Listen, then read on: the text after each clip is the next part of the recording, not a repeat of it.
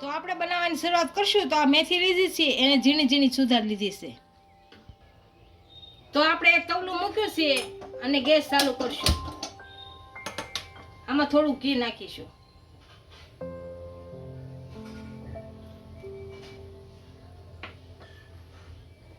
આમાં આપણે મેથી શેડવી લેવું.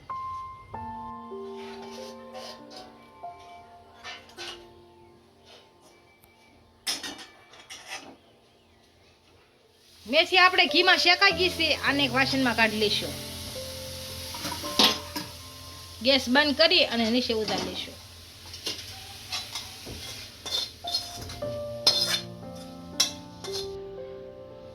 તો હવે આપણે લોટ બાંધી લેશું. આ ઘઉંનો રોટલીનો લોટ જેનો આવે એ લીધો છે. આ સૂજી લીધો છે અડધી વાટકી. આ સફેદ તલ, હળદર પાવડર 1 ચમચી, 1.5 ચમચી મરચું, અડધી ચમચી અજમા, કાળા મરીન પાવડર અડધી ચમચી અને સ્વાદ અનુસાર મીઠું. અને આપણે જે મેથી બલી કરી હતી શેકી હતી એ નાખશું.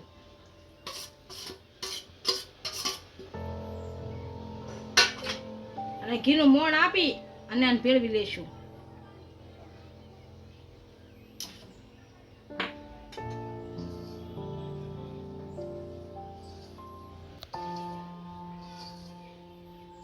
આપણે આમાં ઘીનું મોણ આપી દીધું છે 4 ચમચી. આ રીતનું મોણ આપવાનું છે. હવે આ લોટ બાંધી સરસ કડક બાંધી લેવાનો. પાણી થોડું થોડું નાખીને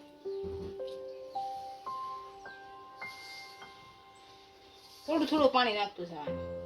લોટ આપણો બંધાઈ ગયો છે. આને છેસ ઘી નાખી અને કૂણવી લેશું. આમાં તેલ હોય તો પણ ચાલે.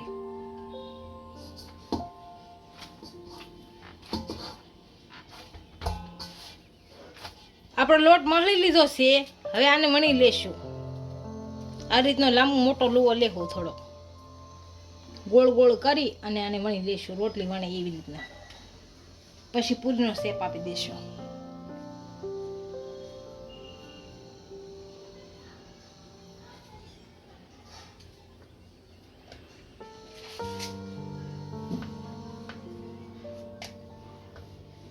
આને એક રોટલીની જેમ વણી લીધું છે. આને એક વાટકીની મદદથી નાની નાની પૂરી જેમ વાળી લઈશું. આ રીતની પાડી લેવાની પૂરી. એક હરખી પાડવાની બધી.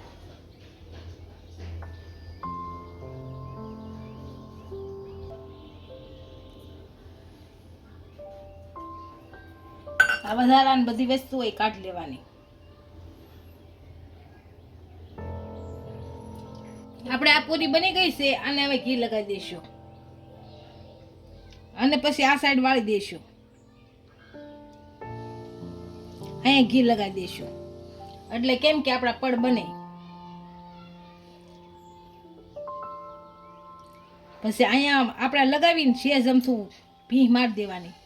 આ રીતની પૂરી બનાવી લેવાની બધી.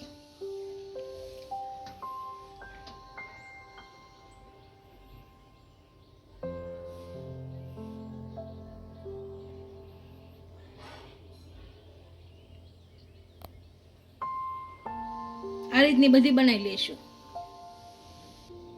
આપણે આટલી મઠરી બનાવી લીધી છે. આને હવે તળી લેશું.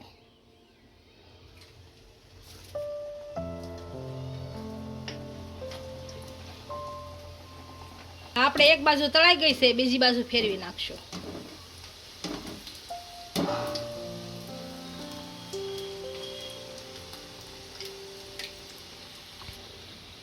આપણે તળાઈ ગઈ છે. આને કાઢી લેશું. આ જ રીતની બધી તળી નાખશું.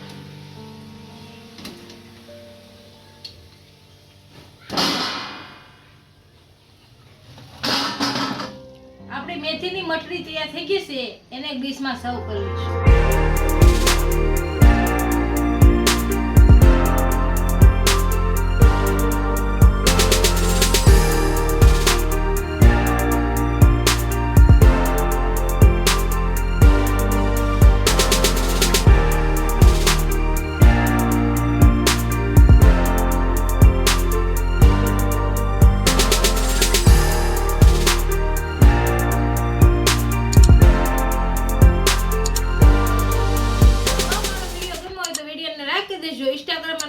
ફોલો કરી દેજો. મળીએ નવા વિડીયા સાથે.